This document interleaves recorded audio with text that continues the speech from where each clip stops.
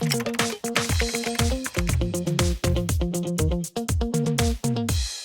and welcome to the Media Freedom Rapid Response's September webinar.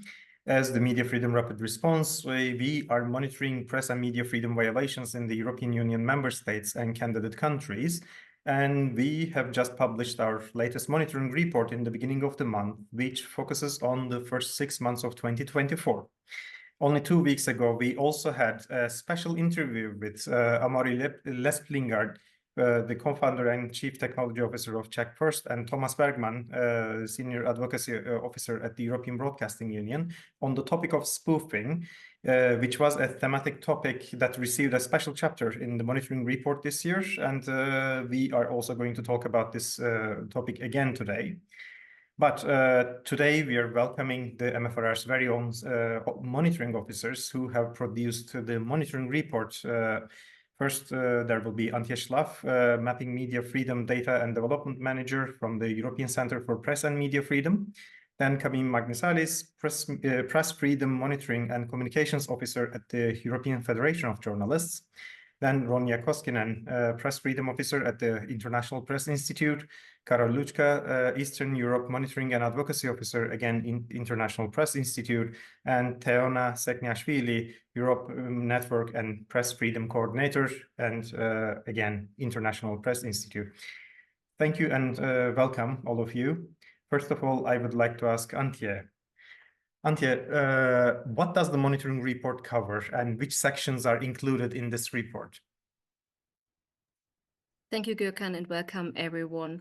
The monitoring report covers the first 6 months of 2024 in European member states and candidate countries, and it consists of 3 main parts. The first part is an overview on general issues and trends with a spotlight on European Union member states and a spotlight on candidate countries. The second part is our thematic analysis, where we cover 3 different topics, being anti-media laws, spoofing, and elections. And the third part is our country reports. There we provide information about 10 different selected countries, including country-specific issues.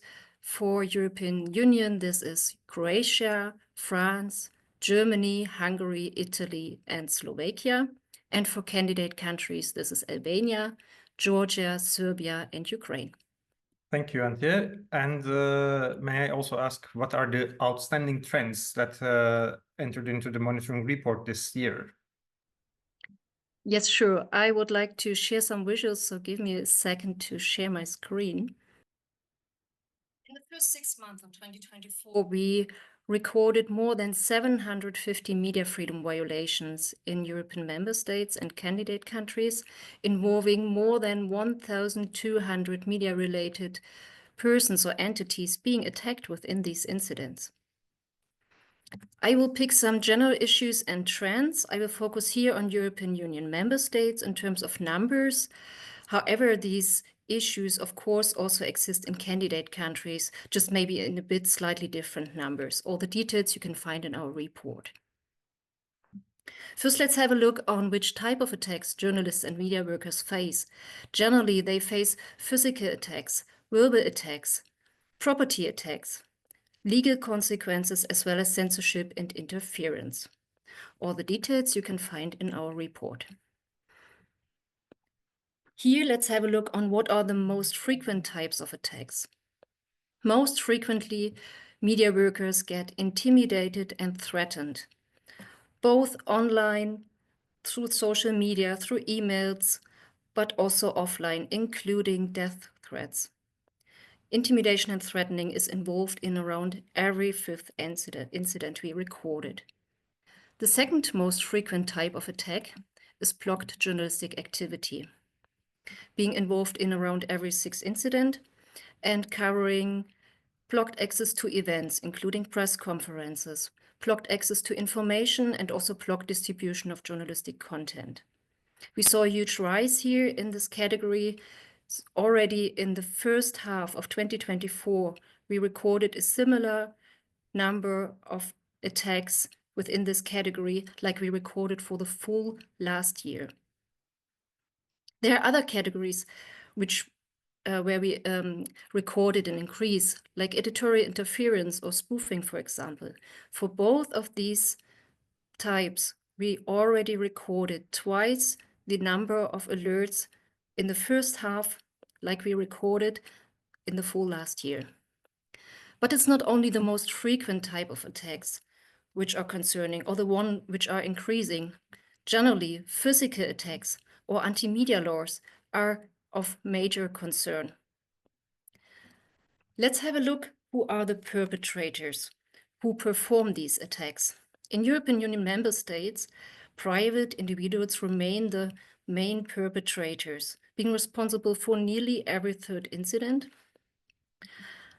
On the second place, we have government and public officials, being responsible for nearly more than every fifth incident. We saw a huge rise here. Already in the first half of 2024, we recorded the same amount of alerts like we recorded for the full last year. And finally, let's have a look, where do these attacks happen? Most frequently, in nearly every fourth incident, these happen online or digitally.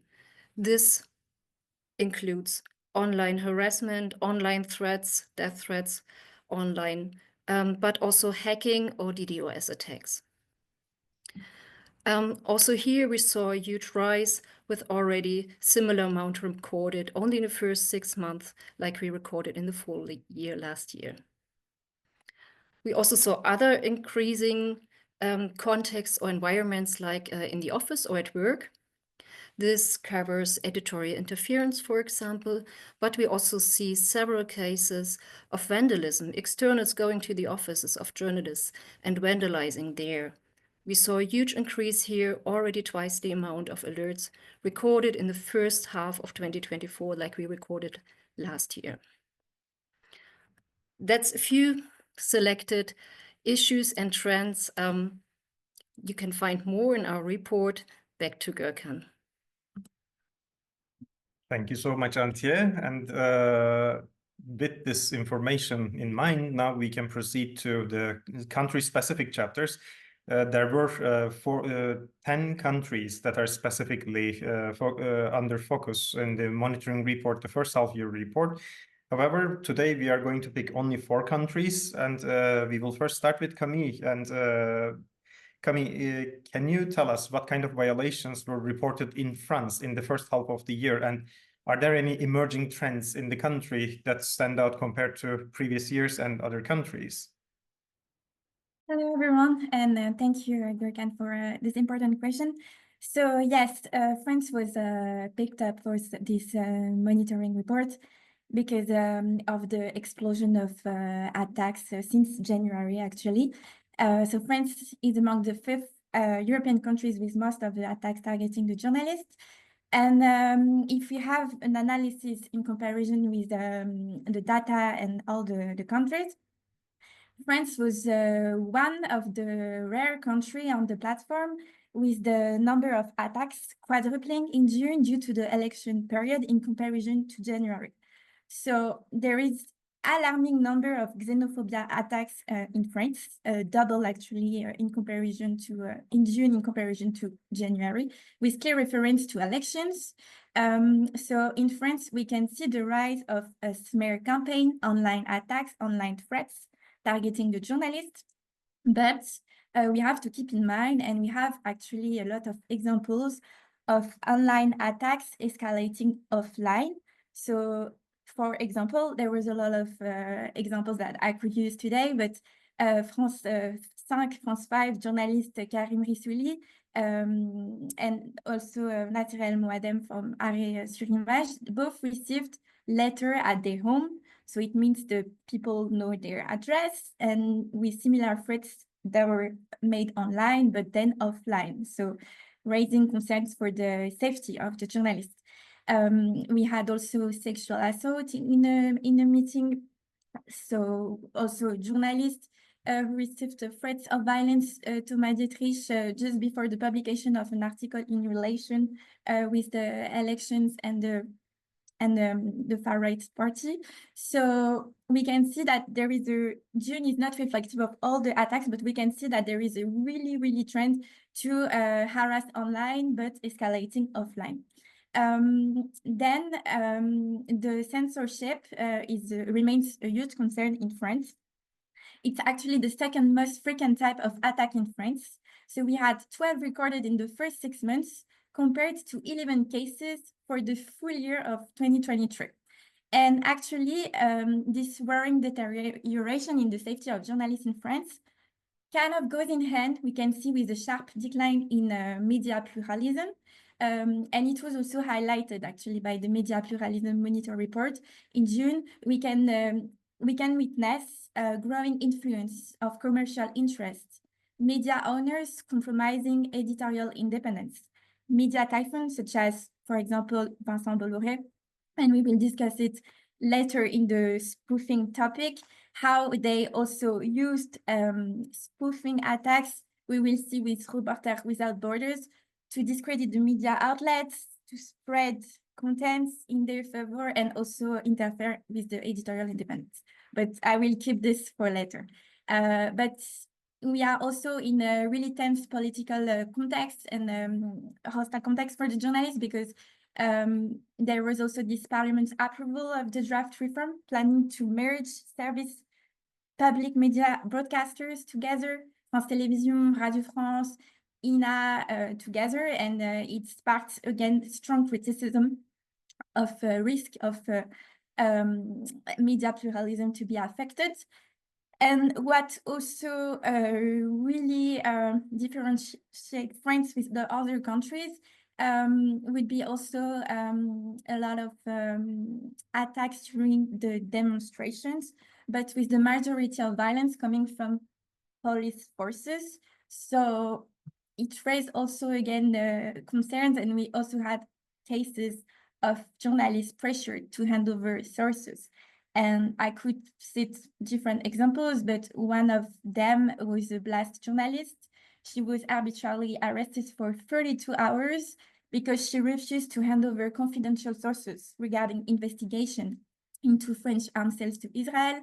She was finally released. Proceedings were dismissed, but it doesn't erase the attack. So imprisonment attacks in France, hostile environments for the journalists, lack of reaction from the authorities, but thanks to collaboration with the MFRR partners and our journalist unions in France, we keep monitoring the situation from the European Federation of Journalists and the MFRR. But yes, really tense context in France. Thank you so much, Camille. And next we move to another EU member state, which has observed government change in the past year with the elections. Ronia, can you please tell us what has been going on in terms of press and media freedom situation in Slovakia? Thank you, Gürkan. So yeah, since the populist Prime Minister Robert Fico and his government coalition returned to power in late 2023, unfortunately, independent Slovak media has been under growing pressure and threats, especially after the assassination attempt on Fico in early May. During the monitoring period, we documented 28 press freedom violations, affecting a total of 43 persons or entities related to media. And yes, regarding the assassination attempt, in the aftermath, politicians repeatedly blamed independent media for the attack on the Prime Minister, claiming that critical reporting on Fico and his government were the reason for the assassination attempt. And this, of course, created a lot of hostility towards media in Slovakia. And yeah, government and public officials were the most common source of press freedom violations in Slovakia during the monitoring period, partly because of this. Yeah, government officials instigated and fueled large-scale harassment and discrediting campaigns against journalists and news outlets. And what was interesting, and I think can be also seen in other EU countries and candidate countries nowadays, officials often refused to communicate with independent news outlets, giving interviews and such. And instead, they preferred social media or different disinformation platforms, which was a very worrying development. In the aftermath of the assassination attempt, several Slovak news outlets were also threatened with arson attacks online.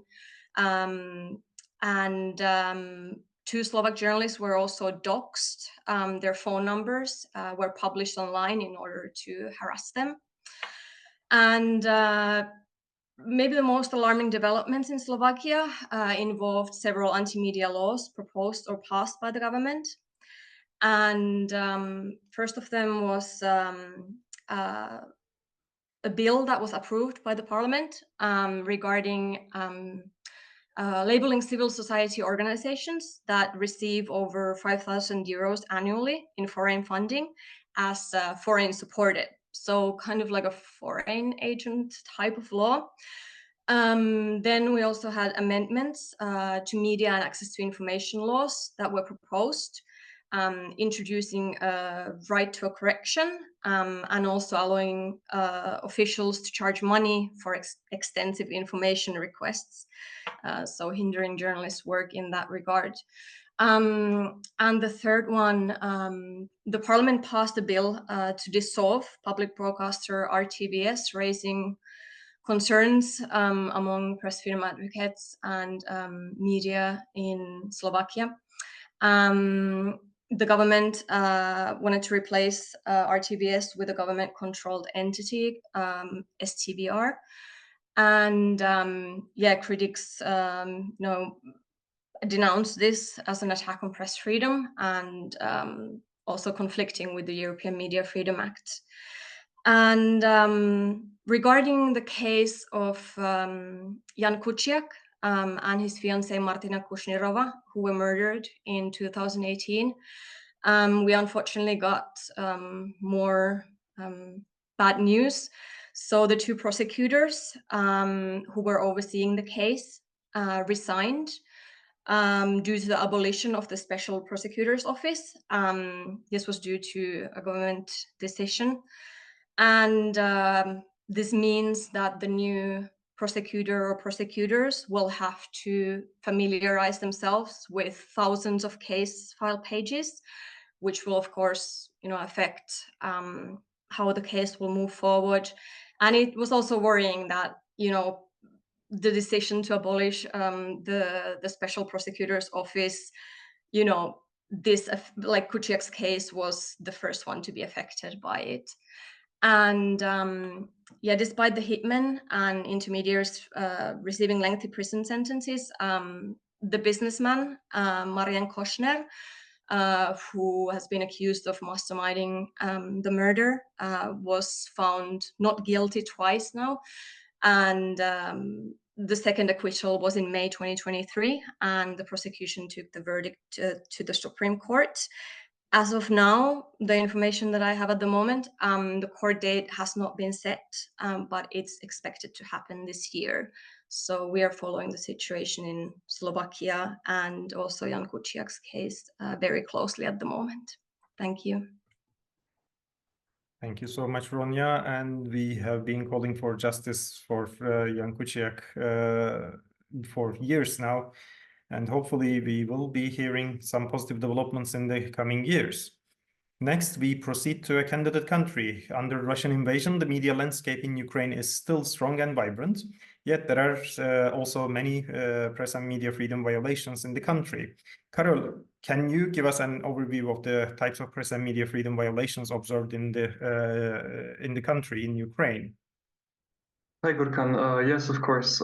Thank you for giving me the word. So I think it's really important in the Ukrainian context to divide these violations between, on one side, the very grave and serious violations, which are committed by Russian forces, on the other, those for which Ukrainian authorities are responsible for. So starting from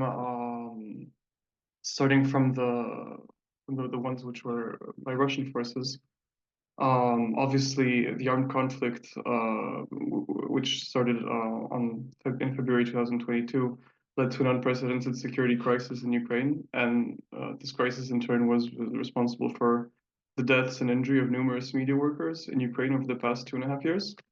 So the past 6 months, January to June 2024, we have a total of 75 press freedom violations.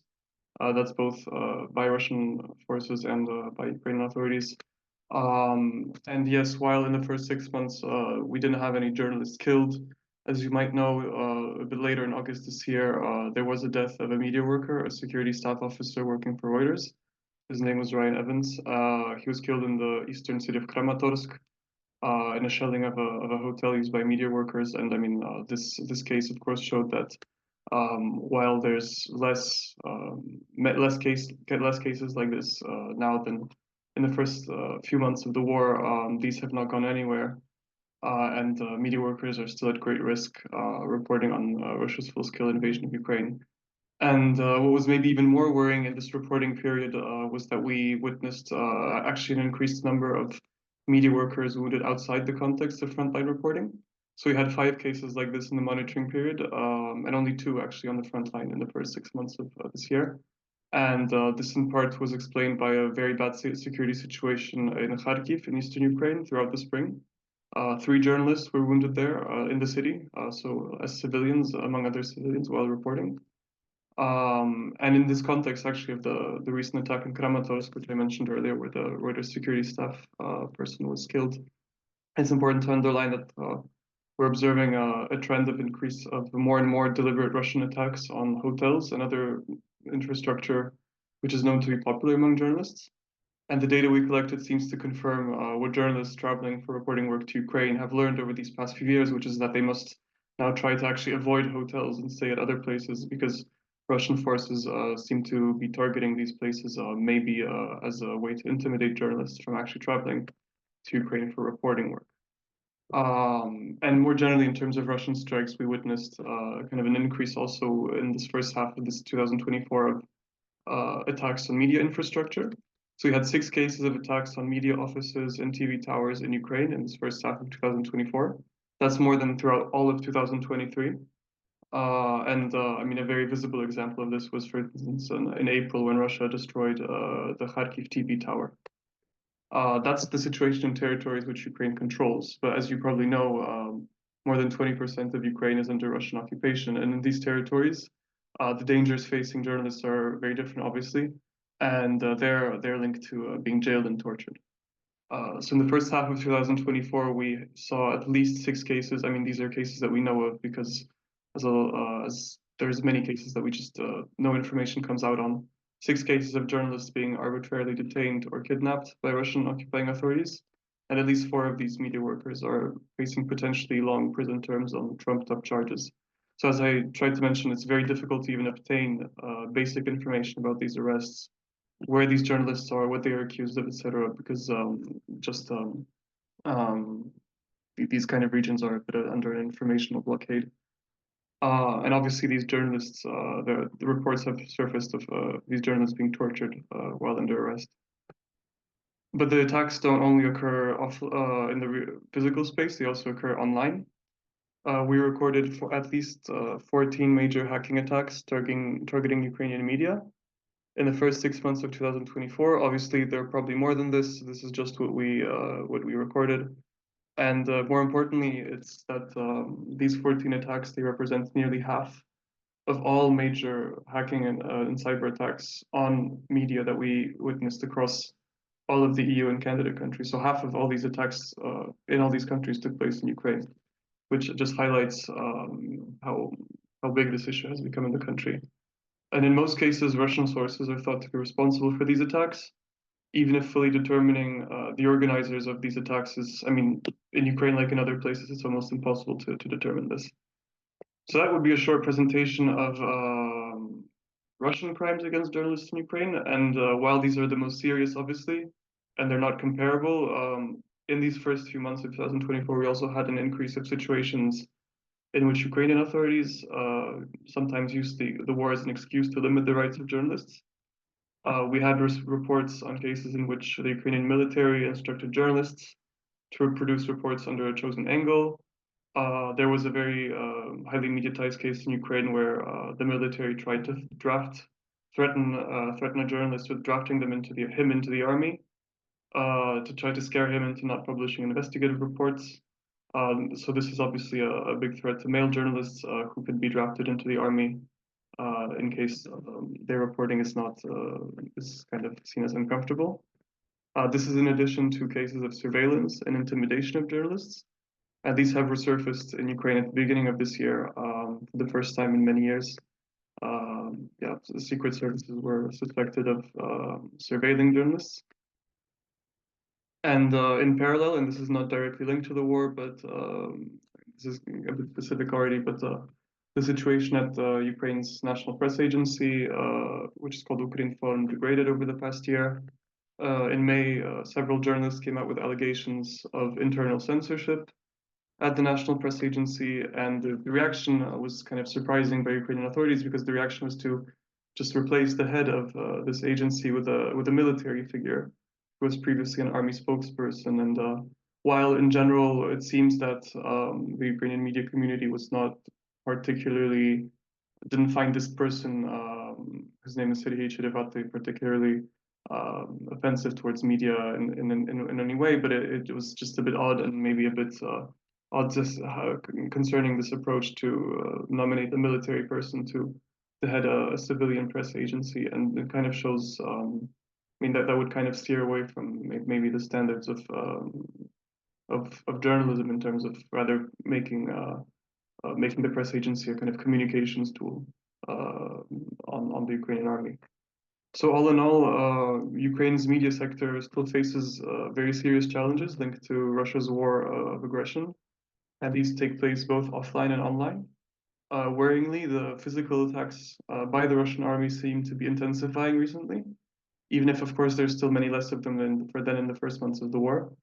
And in parallel, our monitoring has shown a worrying trend of emerging major issues provoked by Ukrainian authorities, both military and civilian, in terms of their respective media freedom commitments. That would be a brief overview, and if you have any questions, obviously feel free to ask me later. Thanks.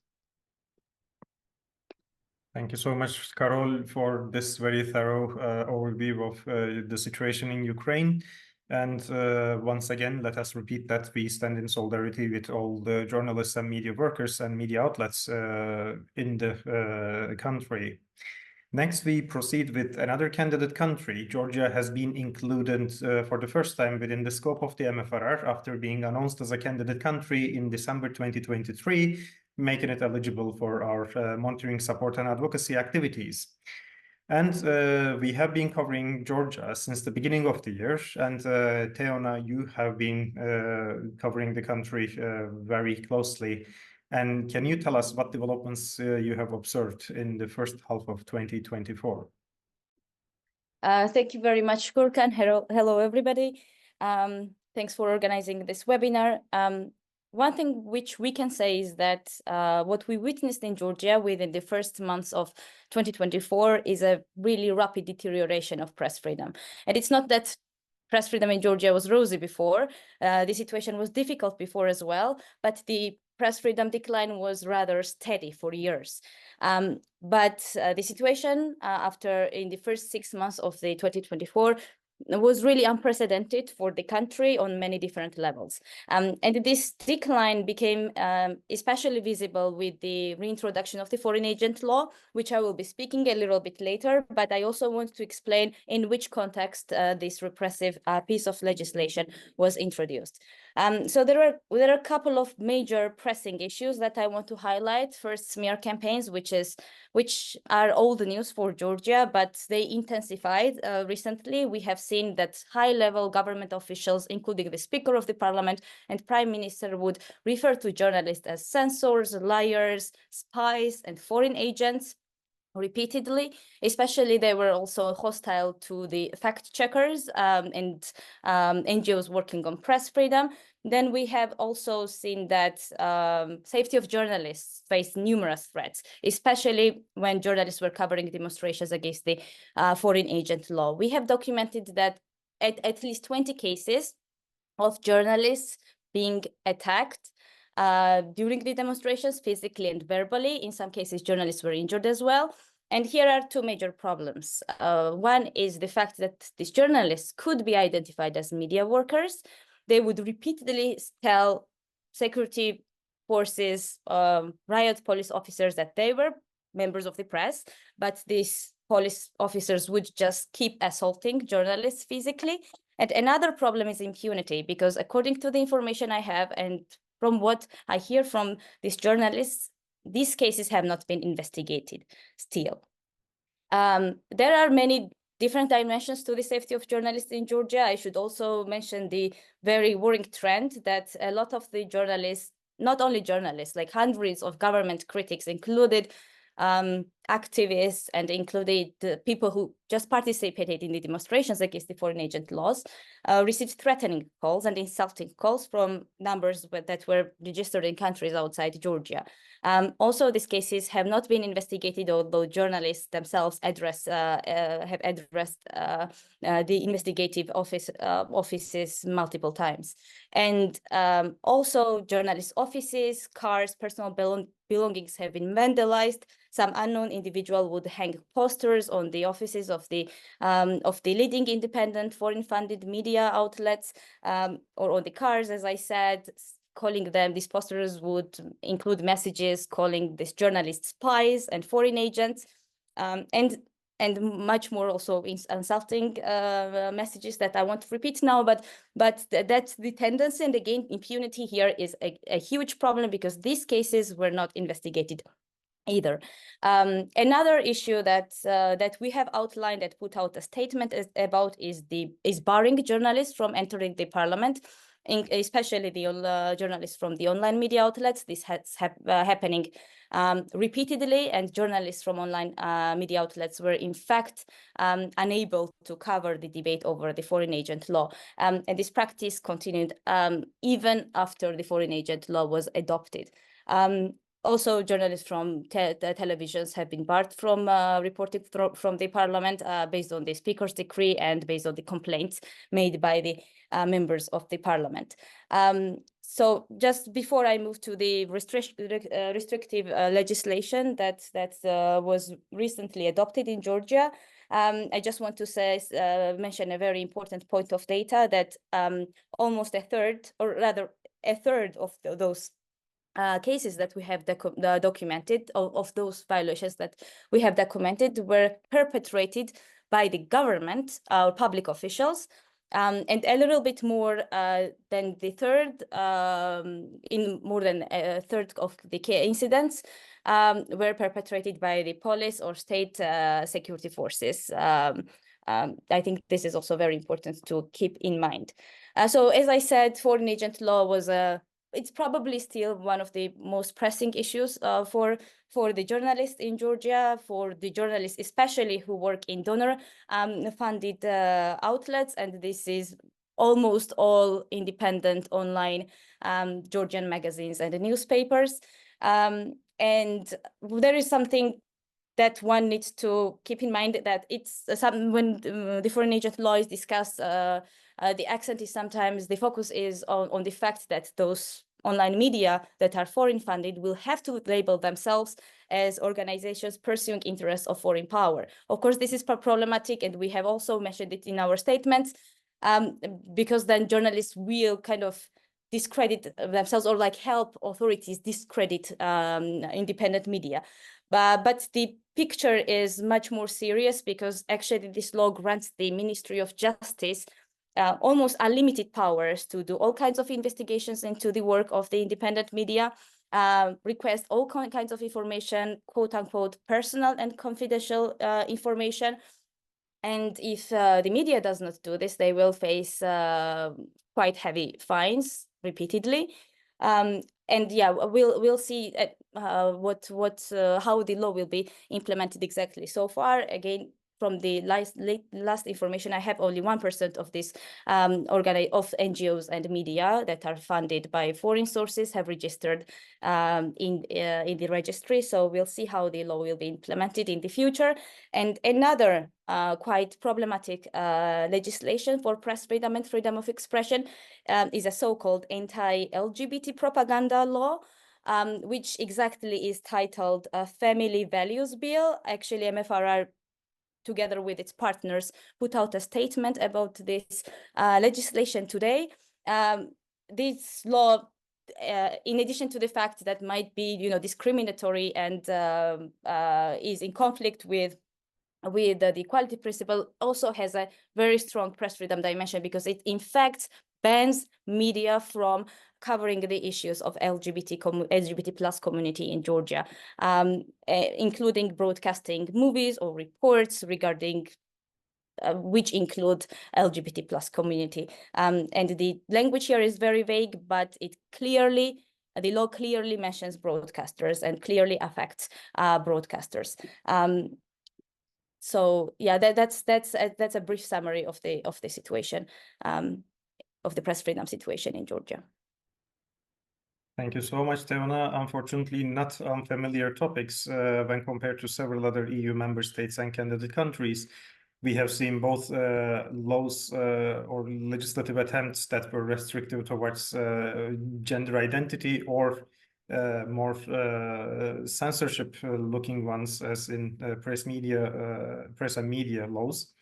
And as you just mentioned, the anti-media laws or foreign agent law is not also isolated in Georgia either. We have heard of discussions to bring this up also in Turkey after the first passing of the law in Georgia, but also multiple other countries. And you were also participating in the production of the chapter on anti-media laws. As we have already started discussing this topic from the Georgian perspective, can you also tell us more about this topic regarding other countries from the first part of the year? Thank you very much, Gurkan. Yes, of course.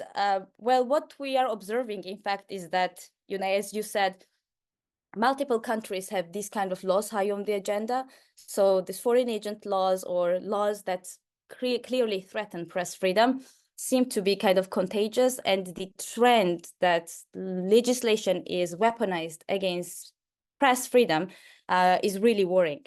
Ronia already spoke about the example of Slovakia. This kind of law was also introduced, or rather proposed there. So far, it went nowhere. It's not very widely discussed at the moment, but there is no guarantee that it won't be brought back by the far-right party, especially given the populist Fico's promise that he will end NGO supremacy. So we'll see what will happen in Slovakia. But in Hungary, on the other hand, this kind of law is already in practice. It's called Sovereignty Protection Act. And it's also very important to say that such laws sometimes are proposed in a disguise of, some good mission, such as increasing transparency, or protecting sovereignty, some democratic or even like nationalist or like patriotic missions, but in reality they present a major threat to democracy. This anti-media laws chapter covers Hungary briefly, although the law was adopted in December 2023. It did not clearly mention media organizations. It did not really mention that it would regulate the operations of media organizations. And the text, the very language of the law, was very vague. However, we have witnessed within this reporting period that this law is actually weaponized against media after the Sovereignty Protection Council started an investigation against Adlatso, an independent investigative online outlet, based on the complaint made by a pro-government, or rather a government-aligned non-governmental organization, and they asked for different information, including how Adlatso worked together with other NGOs, including Transparency International Hungary. And in Hungary, there is this there is kind of readiness, or that the media will be affected by this law even more in the future. Well, again, there are also other kinds of legislations that are problematic, which include also legislations affecting the public service media. One example is again Slovakia, where RTVS was in fact dissolved and the management was replaced, and then now there is another entity, and many journalists, not most of the journalists, but many famous journalists from there are leaving the public service media in Slovakia. There was also a worrying case documented in Lithuania, which was more about the funding model. The amendments were proposed, which were threatening the funding model and funding financial viability of the Lithuanian public broadcaster. Even though this report does not mention other countries, because within the 6 months, some of those proposals, there are some other similar legal proposals that were introduced before this report. For instance, also in Bosnia, in Republika Srpska, there was such initiative, like a foreign agent law, very classical, like Russia influenced model, and then this law has been also on the agenda in Bulgaria. So that's something that we should definitely keep a close eye on, and we will do so as well. Thank you. Thank you again, Theona. And this is definitely a major topic that will be on the agenda in the months to come, apparently in multiple countries. And it seems to be serving for the purpose of protectionism, especially in the field of civil society and independent media. But another topic on our agenda, which is again very deeply concerning, is one that we have covered in previous weeks as well, with the special interview on spoofing. And recently there was a major case in Europe, and Camille will be mentioning this in a moment. But Camille, can you please tell us more about the spoofing chapter in the monitoring report? Yes, thank you, Görkem. As you said, spoofing is really concerning. But first of all, what is spoofing for those who don't know? So spoofing means an attack involving the impersonation, usurpation of the identity of a media outlet, of a journalist, with the purpose to manipulate, to deceive the users, to spread false narratives, propaganda, or also to lure people into scams, fraudulent platforms.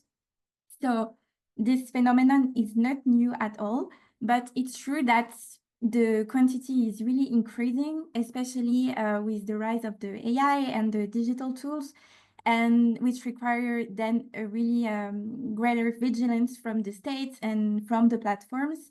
But it's absolutely not new. But when regarding the data, in the first 6 months of 2024, we really have documented 17 spoofing cases, which are already twice as many as in the complete year of 2023.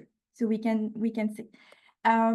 So there's a lot of different types of spoofing. So today I will focus on the deepfakes, as it was covered in the report, and also as you mentioned, Görkem, today we published a press release regarding also another type of spoofing, the cyber squatting.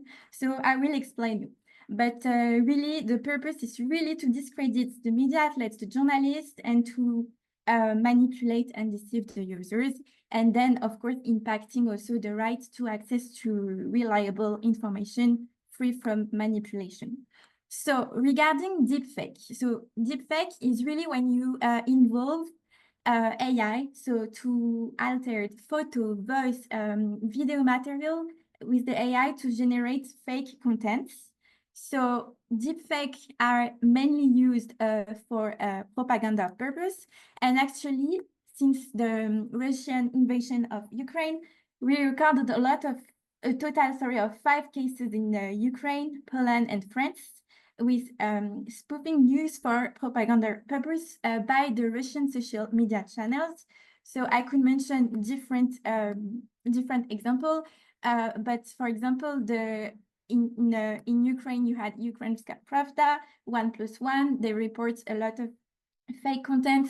In France, the international broadcast France 24, France 24, you had one news readers who falsely claimed that French President Emmanuel Macron was about to postpone a trip to Ukraine because he was feared of an assassination plot against him. And sometimes it even goes beyond the screen.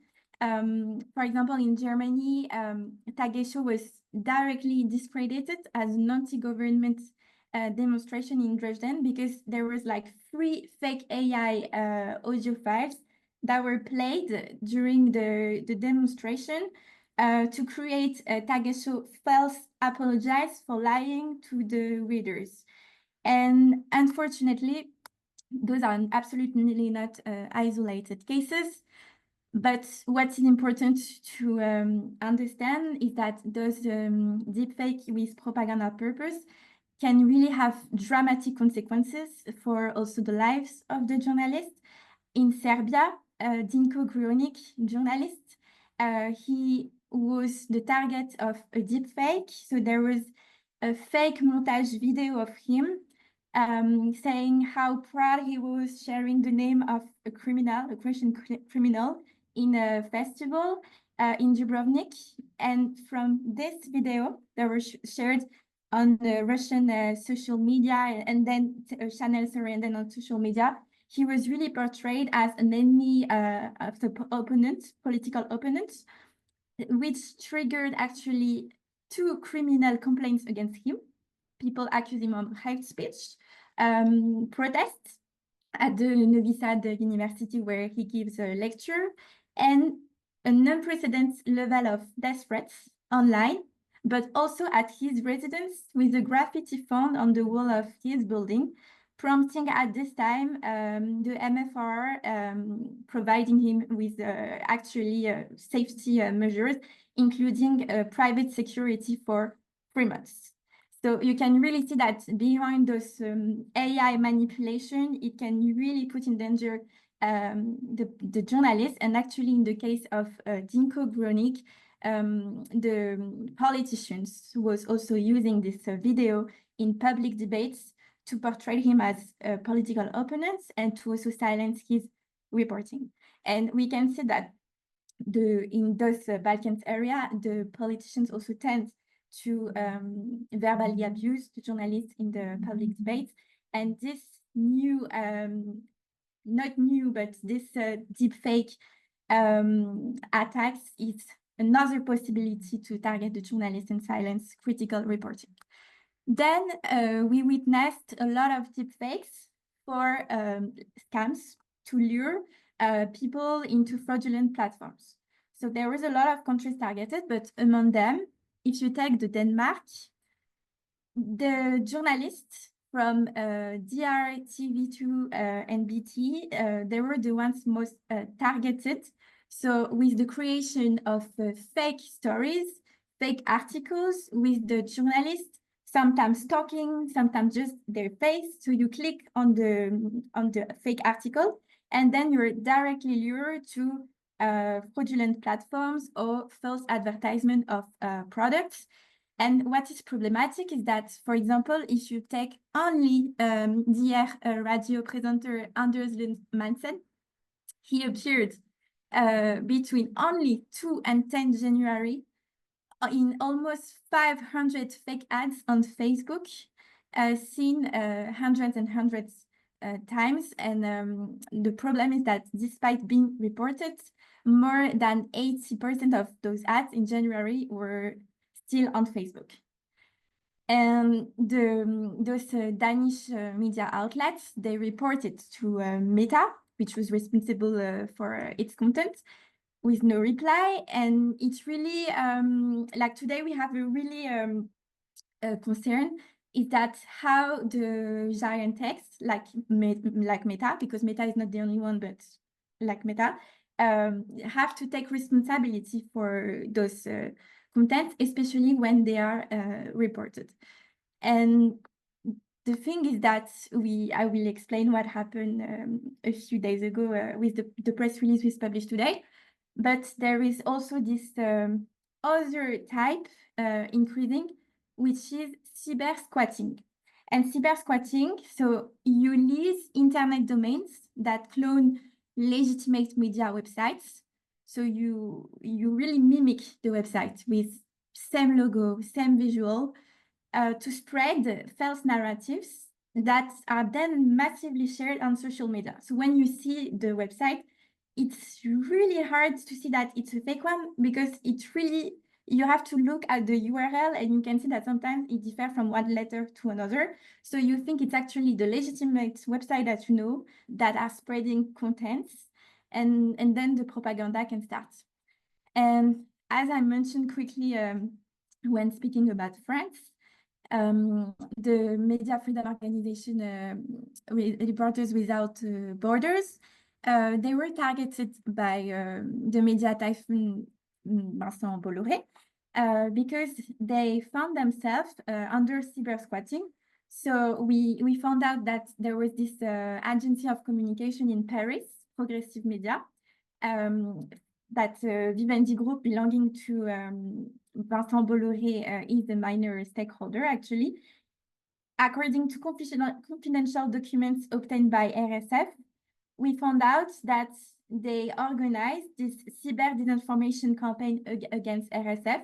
So with the creation of fake websites looking like RSF, Reporters Without Borders, they really spread contents against RSF, and at the same time to promote actually was CNews, one of the channels belonging to the Vivendi Group, as one of the best channel promoting press freedom and like good content. And it was in reaction of the decision of the state to investigate the news, and because it's one of the channels actually the most sanctioned because of media of threats to media pluralism and speech and violation of those standards. So yes, so that was, and then they also imply the use of social media. So you have accounts spreading the links to those fake websites, and also criticizing also in this case, RSF. And actually today we published a press release on this topic. So on 4 September, an investigation from the American federal authorities identified a total of 32 websites, so fake websites, that were leased. So the internet domains were leased by Russian sources to spread contents, and most of the outlets targeted were European outlets. So we had at least 14 European outlets, but again, the list is absolutely not exhaustive. Mainly in France, in Germany, in Ukraine, in Estonia, Latvia, and France. So we really found out that those websites were created, especially ahead of elections, European election as well, also in the US, to promote Russian policies, and also when it comes to European outlets, to support ideologies, far rights, and to spread chaos as well, to stir fear and really create a disorder and propaganda. So it's really problematic because, of course, the media outlets are discredited. The reputation is damaged. You don't know if you can trust or not, like which information you can trust. And it manipulates users and infringes the right to access reliable information. So the MFR is really keeping a close eye on those spoofing. Again, it's not new, but it's really increasing. And we actually urge today for relevant authorities, tech platforms, like Meta to take responsibility for the fraudulent content, to remove, actually. If you find a spoofing, deepfake, cyber squatting, you have to act, it's your platform, and to remove the contents, and also to do more, maybe, sensibilization. And we know that the European Commission is investigating, actually, Meta. Hopefully, this MFRR and the data will be an additional input for the investigation. But in any case, we really keep monitoring the situation. Again, the list is not exhaustive, but we have to be very careful because there's a lot new emerging. I haven't mentioned it, but we also have, like, for example, deepfake pornography. This is also something new, and it's really to discredit the journalists. And, like, for example, it was the Dutch newspaper AD. He revealed, like, that a lot of famous celebrities, including Ellen Hendricks, were targeted by those pornography websites. So yes, it's viral, it's increasing fast, so it requires great vigilance and of course concrete actions. And again, it's not because it's online that it cannot escalate offline. And behind the numbers, we really have journalists, human, that are threatened and whose reputations damaged. So we need to keep a close eye on this topic. Thank you, Camille. In the last remaining few minutes, we proceed to the final chapter of the report, which is the elections in more than 20 countries in Europe. There have taken place either national, regional, or local elections in the first half of the year. And to walk us through what has been observed in this period, Ronya, please, we welcome you on stage again. And once again, to remind that the European parliamentary elections have also taken place in this period. Ronya, the floor is yours. Thank you so much, Gürkan. Yeah, during this really busy election year, or the beginning of it, MFRR documented a total of 67 press freedom violations involving 161 media-related persons or entities. So actually quite a large number of election-related alerts. Verbal attacks were the most common type of violation. Journalists and news outlets were targeted with discrediting and harassment campaigns, usually by public officials, political parties, but also by private individuals. Journalists and news outlets also face many serious cases of threats and intimidation, including 3 death threats. Editorial interference was used as a tool to control elections-related reporting and to influence voters. And this type of action took kind of different forms in different countries during different elections. One example was in Hungary, news outlets belonging to the pro-government media works. On several different cases, they circumvented election rules to promote ruling Fidesz party candidates ahead of the local and European Parliament elections. And one very alarming case we had in Romania, when the Romanian management of a group of local newspapers and online news outlets owned by the Hungarian media works that I just talked about. They informed the editors-in-chief and marketing managers of these outlets that arrangements would be made with Romanian political parties to publish unmarked campaign articles. And yeah, this case was brought to our attention, and it is a very worrying example of you know, how this kind of like political advertising funding can be used, you know, in the purposes of editorial interference. In France and Spain as well, journalists denounced management pressures in relation to election reporting. And also in Italy, there were some legislative developments regarding the so-called par condicio rules, so the regulation of media coverage during the European elections. And this raised significant concerns about media freedom and the impartiality of the public broadcaster, because these amendments kind of gave more communication space to the government, and while restricting the opposition's media coverage. Another very worrying form of press freedom violations were cases of physical violence. So journalists covering elections were also subjected to physical attacks.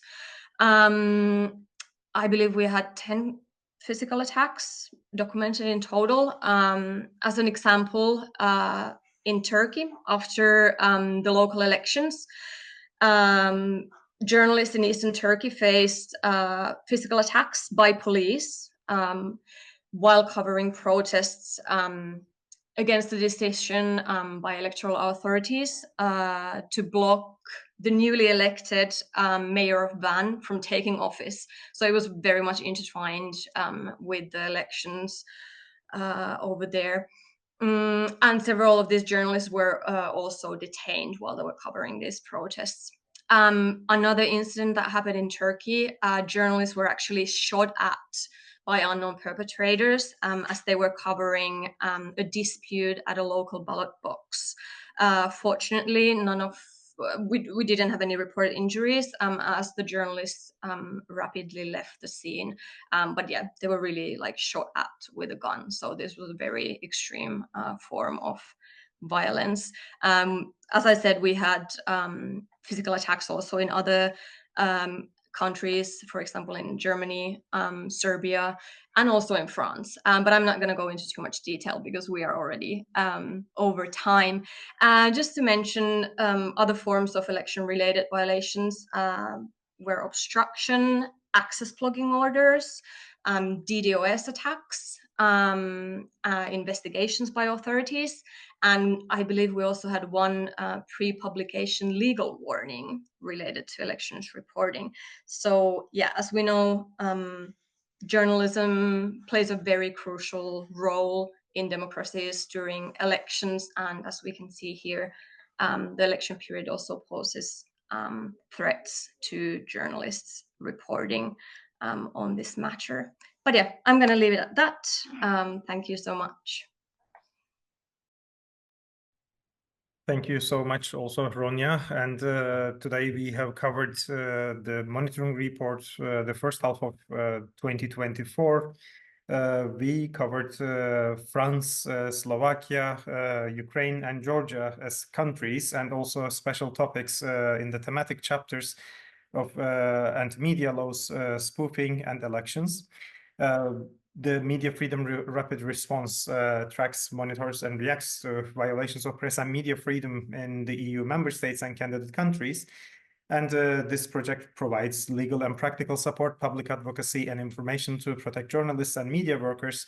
The MFRR is organized by an alliance led by the European Centre for Press and Media Freedom, including Article 19 Europe, the European Federation of Journalists, Free Press Unlimited, International Press Institute, Observatorio Balcani Caucaso, Trans-Europa.